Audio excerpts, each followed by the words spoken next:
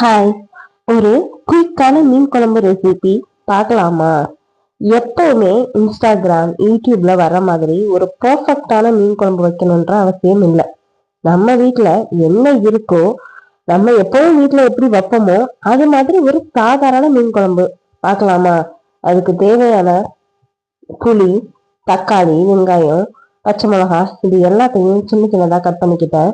புளிய மிளகாத்தூள் போட்டு ஆல்ரெடி கரைச்சு நான் வச்சுட்டேன்.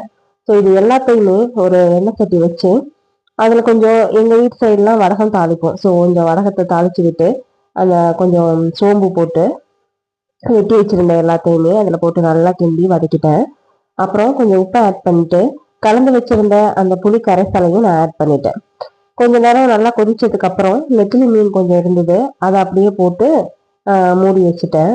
அப்புறம் இன்னொரு ஒரு தவால கொஞ்சம் வறுக்கிறதுக்காகவும் எடுத்து வச்சிருந்தேன். ஸோ அது எல்லாத்தையுமே போட்டு நல்லா ஃப்ரை பண்ணி எடுத்துட்டேன். ஷாலோ ஃப்ரை பண்ணி எடுத்துட்டேன். ஸோ எப்பவுமே ஒரு பெர்ஃபெக்ஷனான மீன் குழம்பு வைக்கணும்னு அவசியம் இல்லை. நம்மளால முடிஞ்ச அளவுக்கு சாப்பிட்ற மாதிரி ஏதோ ஒரு மீன் குழம்பு வச்சா கூட போதும். ஸோ இது